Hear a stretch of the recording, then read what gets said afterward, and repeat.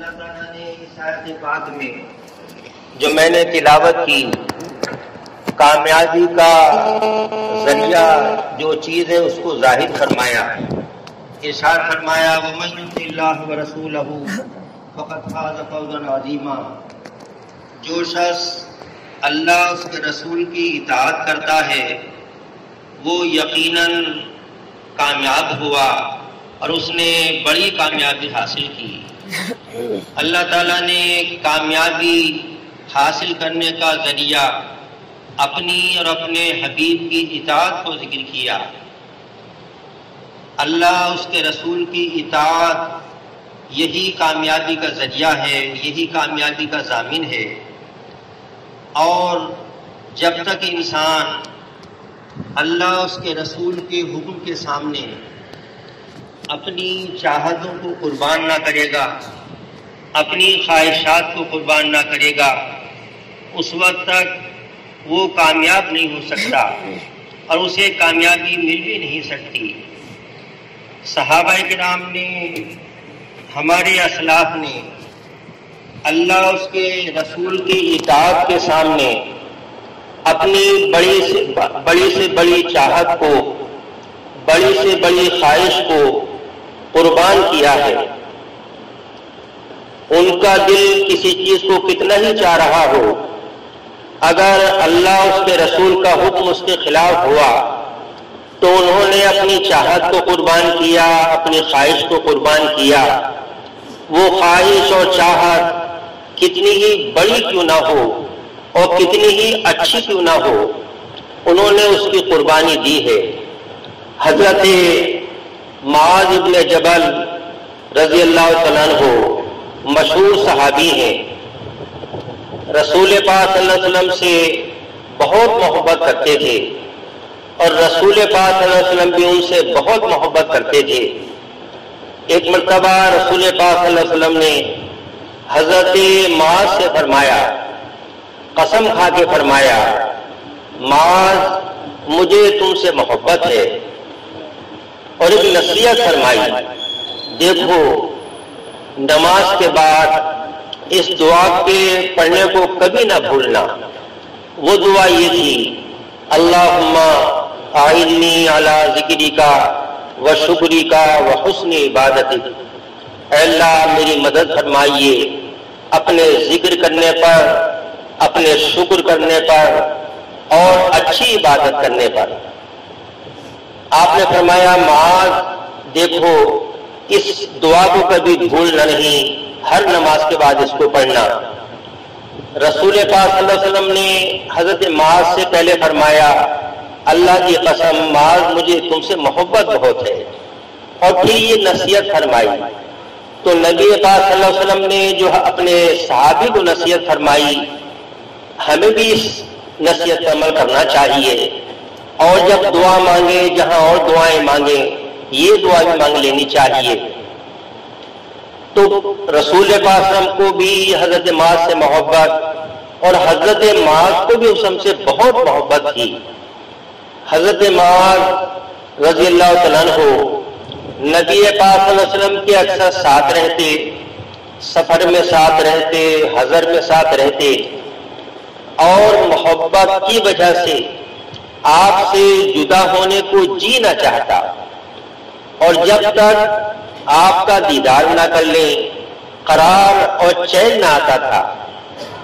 اور چاہت یہ تھی، دل کی خواہش یہ تھی کہ پوری زندگی رسول پاک صلی اللہ علیہ وسلم کی صحبت میں گزرے، آپ سے جدا کبھی میں نہ ہوں، یہ ان کی دلی چاہت اور خواہش تھی۔ ایک مرتبہ رسول پاک صلی اللہ علیہ وسلم نے حضرت معاذ سے فرمایا، معاذ تمہیں یمن کا گورنر بنا دیا گیا، تمہیں یمن جانا ہے۔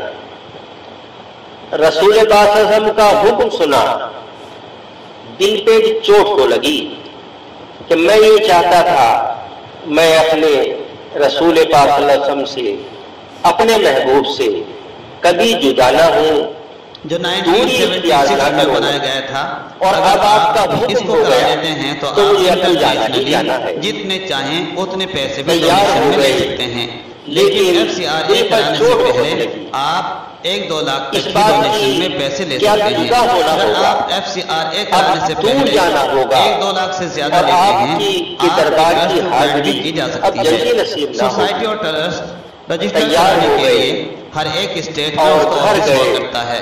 مثلاً جیسے ہم تحصیل نگینہ میں رہتے ہیں تو ہمارا ٹرسٹ تو نگینہ سے تحصیل رجسٹر ہوگی اور سوسائٹی ملازمات سے۔ اب رہی بات کہ سوسائٹی اور ٹرسٹ کیسے بنوائی جاتی ہے، اس پر بات کریں گے ہم نیکسٹ ویڈیو میں۔ اگر ویڈیو پسند آئے تو برائے کرم چینل کو ضرور سبسکرائب کریں، دوستوں کو بھی شیئر کریں۔ پھر ملیں گے اگلی ویڈیو میں، تب تک کے لیے رسول پاک پیدل چل رہے ہیں اور نصیحتیں فرماتے جا رہے ہیں۔ حضرت معاذ نے چاہا کہ یہ تو ذرا بے ادبی ہوگی، میں سواری پر سوار ہوں، رسول پاک صلی اللہ علیہ وسلم پیدل چلے۔ انہوں نے اترنا چاہا، آپ نے حکم دیا نہیں، معاذ سواری پر سوار رہو۔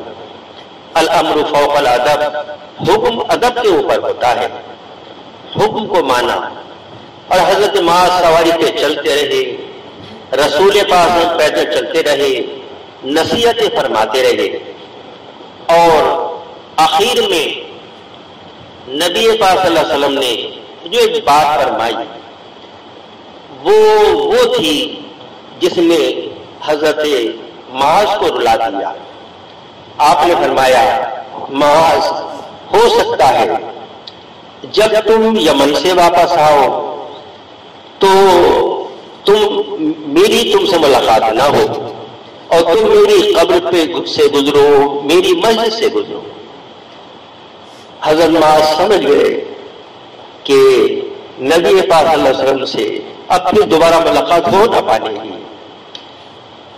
تو ایک تو صدمہ آپ سے دور ہونے کا، اور یہ تسلی تھی کہ پھر بعد میں ملاقات آپ سے ہو جائے گی۔ لیکن جب آپ نے یہ فرما دیا، معاذ ہو سکتا ہے جب تم یمن سے واپس آؤ تو میری قبر سے گزرو، میری مسجد سے گزرو، سمجھ گئے کہ اب ملاقات ہو نہ پائے گی اور میں حسن کی زیارت کا شرف حاصل نہ کر سکوں گا۔ لیکن جب حسن کا حکم ہو گیا کہ معاذ تمہیں یمن جانا ہے تو یمن کے لیے تیار ہو گئے، اپنی چاہت کو قربان کر دیا، اپنی خواہش کو قربان کر دیا۔ چاہت اور خواہش یہ تھی آپ کی خدمت میں رہوں، کبھی جدائی نہ ہو، لیکن آپ کا حکم ہوا، اللہ کے رسول کا حکم ہوا تمہیں یمن جانا ہے، آپ تو اطاعت آپ کی اس کے لیے تیار ہو گئے اور بڑی چاہت اور خواہش قربان کر دی۔ کون انسان اس زمانے میں ہوگا، کون ایمان والا ایسا ہوگا اس دینی پستی کے دور میں کہ جسے ہم سے محبت نہ ہو؟ ہمارا ایمان کمزور، ہمارے اعمال کمزور، ہمارا یقین کمزور، دین کے معاملے میں ہم بہت کمزور ہیں۔ یہ ساری چیزیں اپنی جگہ درست ہے، لیکن رسول اللہ صلی اللہ علیہ وسلم کی محبت کا معاملہ جہاں آتا ہے وہاں ایک ایمان والا اس دینی پستی کے دور میں بھی بے چین ہو جاتا ہے۔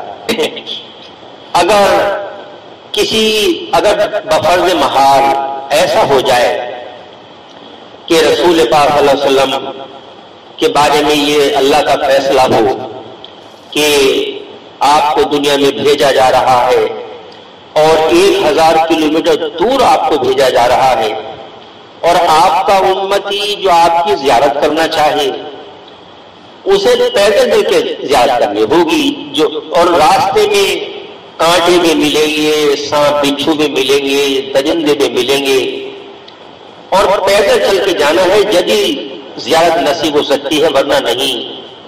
تو اس شرط کے ساتھ اس امت کے گنہگار ایمان والے ہزاروں میں نہیں، لاکھوں میں نہیں، کروڑوں میں تیار ہو جائیں گے اور انہیں اپنی جان کی فکر نہ ہوگی، رسول پاک صلی اللہ علیہ وسلم کی زیارت کے شوق میں اور آپ کے محبت کے جذبات میں جان کی پرواہ وہ نہیں کرے گی۔ یہ حال تو ہمارے زمانے کا ہے، اور رسول پاک صلی اللہ علیہ وسلم کے زمانے میں صحابہ کو جو محبت تھی، بے مثال محبت تھی۔ حضرت معاذ کو بھی ویسی محبت تھی، لیکن جب رسول اللہ صلی اللہ علیہ وسلم کا حکم ہوا معاذ تمہیں جانا ہے، تو اپنے محبوب کے حکم پر اپنی چاہت قربان کی، اپنی بڑی خواہش قربان کر دی اور حضور کے حکم کی تعمیل کی، آپ کے حکم کو مانا۔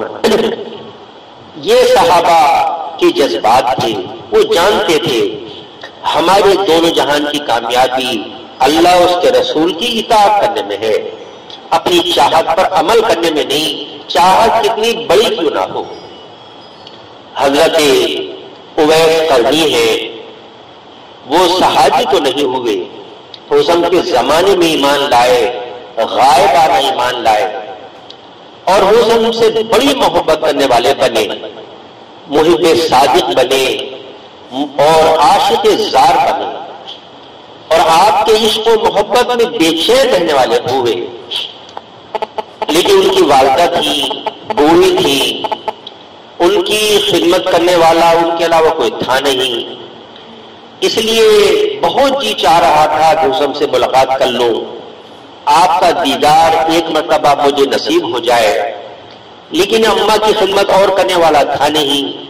جب زیادہ بے چینی بڑھی تو حضور کے پاس خبر بھیجی، حضور آپ کو معلوم ہے میری اماں بوڑھی ہے، کوئی اور خدمت کرنے والا ہے نہیں، میرا دل چاہ رہا ہے آپ کی خدمت میں حاضر ہوں اور آپ کے زیارت کا شرف حاصل ہو جائے، لیکن حکم کا منتظر ہوں، جو حکم ہو اس کے لیے میں تیار ہوں۔ اس نے خبر بھیجی، اویس اس حالت میں ہمارے پاس آنے کی ضرورت نہیں ہے، اپنی اماں کی خدمت کرتے رہو۔ حضرت اویس سوچتے رہے ایسا نہ ہو کہ میرا انتقال ہو جائے اور حضور کے دیدار سے محروم ہو جاؤں، ایسا نہ ہو رسول پاک کا وصال ہو جائے اور میں دیدار سے محروم ہو جاؤں۔ یہ خطرہ لگا رہتا برابر، لیکن حضور کا حکم آ گیا، اویس نے اسی پر عمل کیا اور دیدار کے لیے حاضر نہیں ہوئے۔ ہم اگر ہوتے، ہم جیسے لوگ ہوتے تو مشورہ یہ ہوتا کہ سب کا زیارت کی زیارت کر لو، زیارت آپ کی ہو جائے گی، صحابیت کا شرف حاصل ہو جائے گا، صحابی بن جائیں گے، اور صحابہ کا مقام بہت بلند ہوتا ہے۔ اور رہی بات اس کی جو حضور نے کچھ ناراض ہوں گے تو بعد میں معافی مانگ لیں گے، ہم اس طرح کے خوب تعبیریں کر لیتے جیسے کہ ہمارا حال ہے، لیکن وہ حضرات ایسے نہ تھے، انہیں بڑے سے بڑا شرف کو قربان کرنا آسان تھا، صحابیت کے شرف کو قربان کرنا آسان تھا، لیکن اپنے محبوب نبی پاک صلی اللہ علیہ وسلم کے حکم کے خلاف کرنا منظور نہ تھا۔ ان کی اطاعت کی، اور جو حضرت اویس کو خطرہ تھا وہی سامنے آیا، حسن کا وصال ہوا، پھر اماں کا ان کے انتقال ہوا، پھر بعد میں مدینہ منورہ آئے، لیکن نبی پاک صلی اللہ علیہ وسلم نے صحابہ سے ان کی تعریفیں کی، حضرت عمر سے تعریف کی۔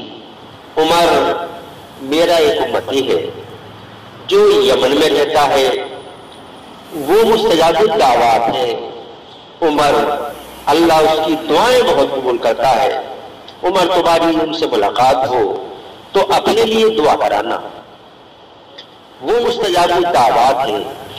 جب حسن کا وصال ہو گیا اور حضرت اویس کی اماں کا بھی انتقال ہو گیا، اویس پھر مدینہ منورہ حاضر ہوئے، حضرت عمر کی ملاقات ہوئی تو حضرت عمر نے حضرت اویس سے دعا کی درخواست کی، اویس میرے لیے دعا کرو۔